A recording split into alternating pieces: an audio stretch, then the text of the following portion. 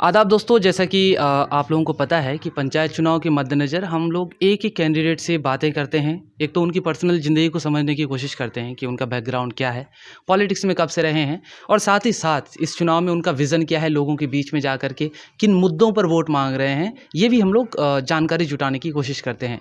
आज हम लोग दामलबारी में हैं, जिला पार्षद क्षेत्र संख्या 16 से जो चुनाव लड़ रहे हैं कैंडिडेट्स हैं। हम चाहेंगे सर जो हैं अपना परिचय खुद कराएँ ताकि आप लोगों के लिए ज़्यादा वो मज़ेदार हो कि आप अपने कैंडिडेट को बेहतर तरीके से समझ सकें। सर, मैं चाहूँगा आप अपना परिचय जो है जो देख रहे हैं उन लोगों को दें। जी, मेरा नाम असीरुद्दीन है, दामलबारी बाज़ार का ही हूँ मैं। और रहा सवाल कि हमारे वालिद साहब तो ताजुद्दीन हैं, जो कि सभी जानते हैं। लगभग जो है ये 4 पंचायत तो लगभग हमारे वालिद साहब को जानते ही थे। और कर्मचारी के साथ हमेशा जो है अपना वक्त दिया, लोगों के साथ जो है दिन रात वो चले, लोगों के भलाई के लिए चले। और जो है ख़ास करके बात एक मैं ये कहूँगा कि वालिद साहब का जो है एक छाप रहा है, एक जो लोगों के बीच में जो एक उनका पहचान रहा है। तो पहचान ये रहा है कि आज जो हम लोग फील्ड में गए तो पहले अपने पंचायत तक सीमित थे। दामलबारी पंचायत में हम चुनाव लड़े पंचायत समिति का, तो पंचायत में तो उनकी तारीफ़ सुनते ही थे।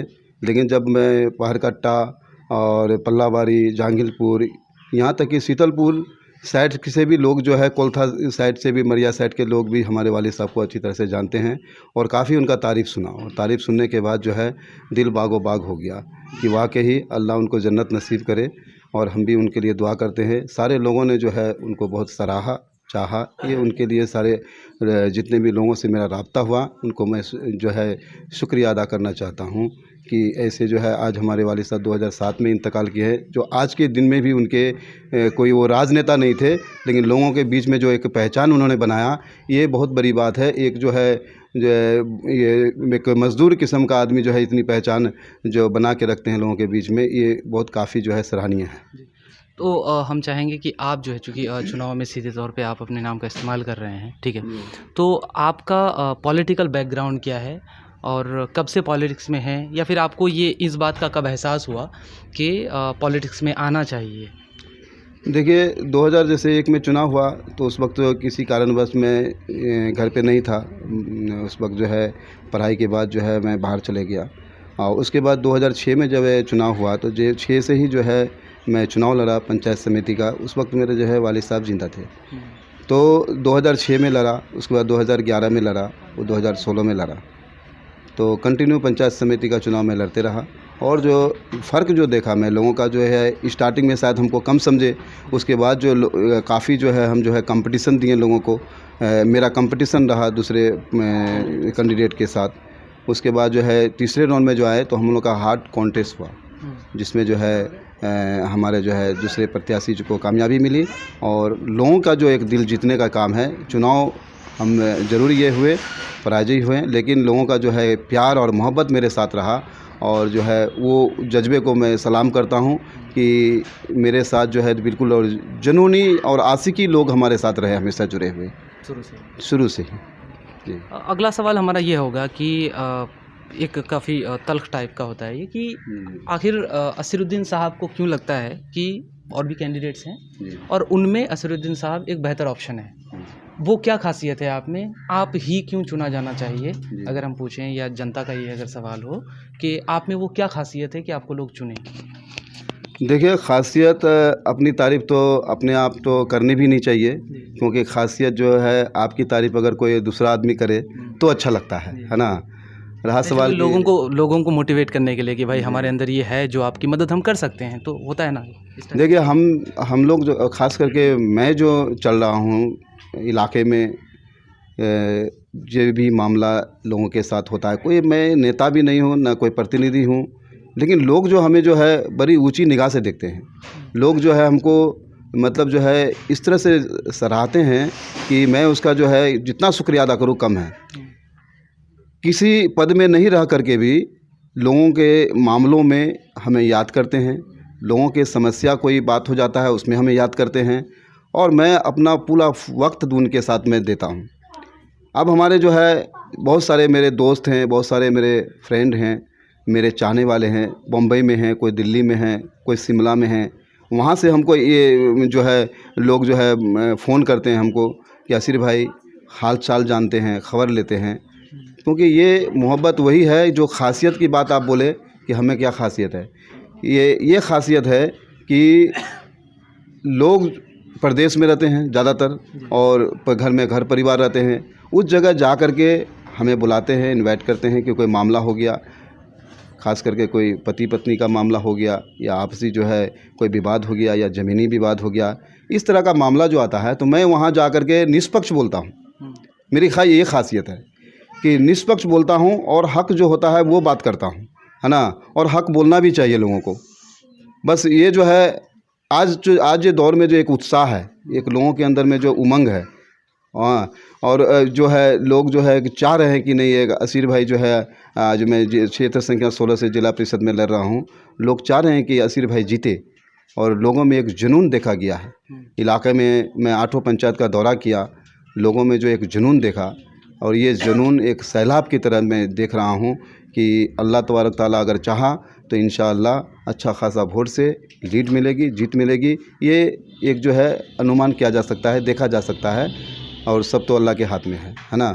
तो ये खासियत की जहाँ तक बात है तो ये जो है लगातार जो है लोगों के बीच में जा रहा हूँ, यहाँ तक कि लोगों का समस्या समाधान हो रहा है। बहुत सारा मामला इस तरह से फंस जाता है जो लोग डिसीजन नहीं ले पाते हैं कि इस मामले को करे तो करे क्या, मतलब ये चेहरा देख के बात करते हैं, कोई जो है अपना देख के बात करते हैं, कोई जो है ख़ास जो है जो खसम खास रहते हैं कि इनसे हम कैसे, ये गलत है लेकिन उसको कहीं ना कहीं सही ठहराने के कोशिश में लोग रहते हैं। लेकिन उसी जगह मैं निष्पक्ष करता हूँ कि भाई आप गलत हैं तो गलत हैं, आपको गलत मैं कहूँगा, है ना, क्योंकि मैं आपको सही नहीं कह सकता।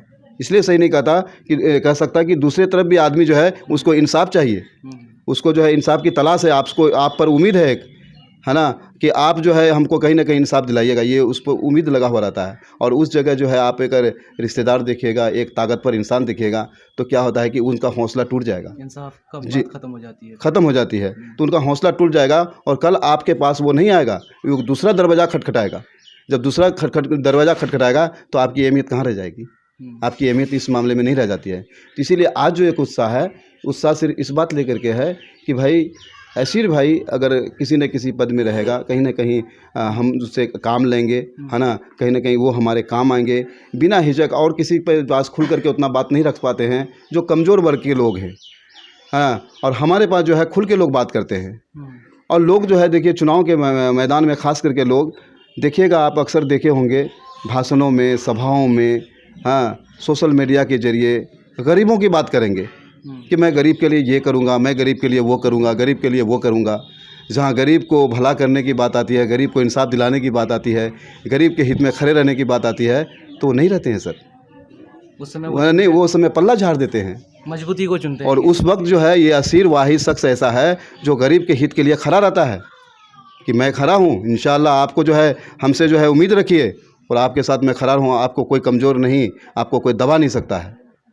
ये इतना सारा काम जो, यही खासियत है लोगों की, यही जो है मोहब्बत है लोगों का, जो आज जो मैं एक नहीं कुछ पदों में रह करके भी लोगों के साथ जो मैं चल रहा हूँ, लोगों के साथ में जो है मिल रहा हूँ। जैसे लगता है कि मैं चुनाव में जो है जीते हुए प्रत्याशी इतना नहीं चलते हैं जितना मैं जो है लोगों का खिदमत में लगा हुआ रहता हूँ और फ़िक्र रहती है इस इलाके की मुझे फ़िक्र रहती है इससे।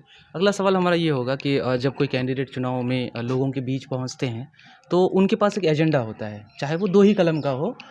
वो बताते हैं लोगों को कि मैं अगर जीत गया तो मैं क्या करूंगा, ठीक है। तो क्या आपके पास ऐसा कोई एजेंडा है कुछ पॉइंट टू पॉइंट बातें करने के लिए कि अगर असीरुद्दीन साहब जीतते हैं तो वे जो हैं इन 8 पंचायतों के लिए ऐसे ऐसे काम करेंगे? देखिए एजेंडा की जहाँ तक बात है, ख़ास करके मैं जिला परिषद क्षेत्र संख्या 16 से लड़ रहा हूँ।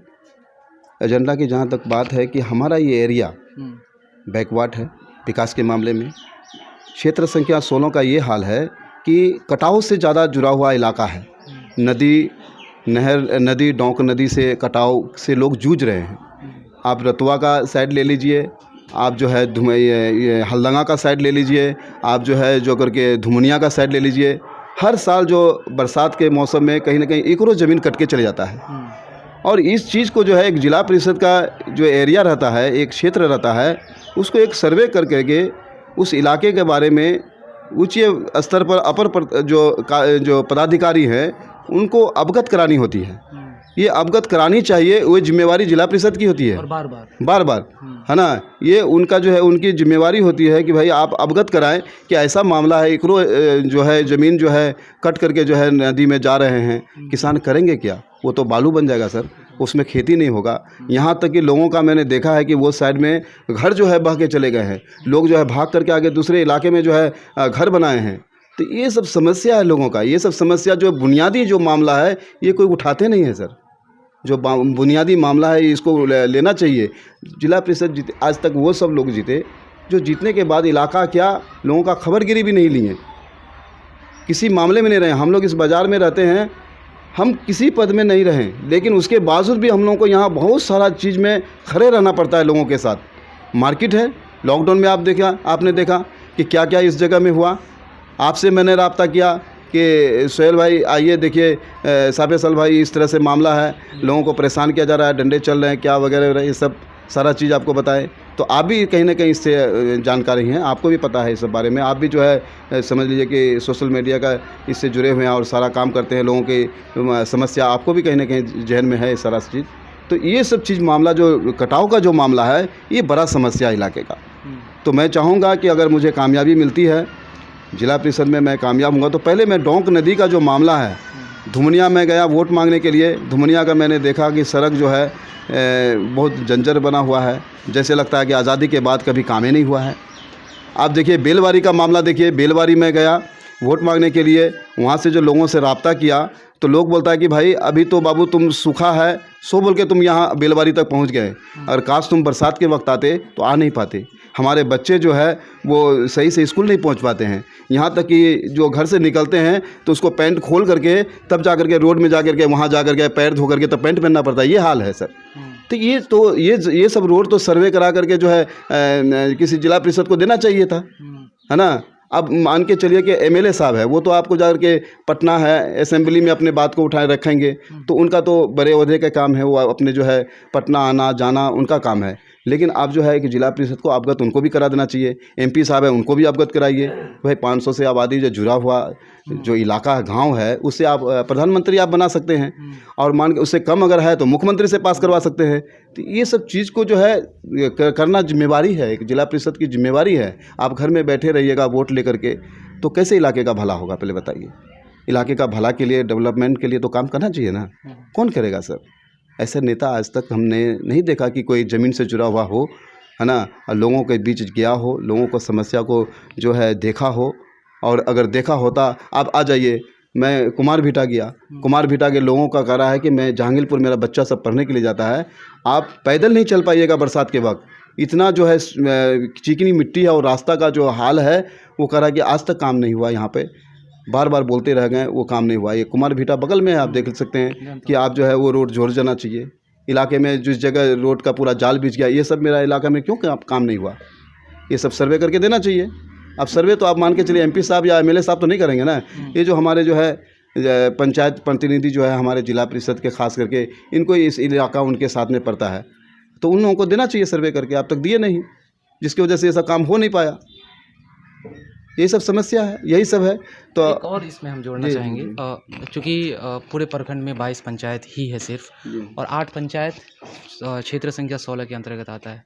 अक्सर सुनने में आता है कि ब्लॉक में बहुत बड़े लेवल की धांधली होती है, ठीक है, और लोग बताते हैं कि कोई भी काम बिना पैसे से होता नहीं है, और जो काम एक दिन का है उस काम के लिए एक एक आम आदमी को 10 से 17 दिन तक का एक उनको दौड़ लगाना पड़ता है। तो क्या आपको लगता है कि एक जिला पार्षद जो है अगर जीत जाता है तो वो इस और भी कोई पहल करके चीज़ों को व्यवस्थित कर सकते हैं?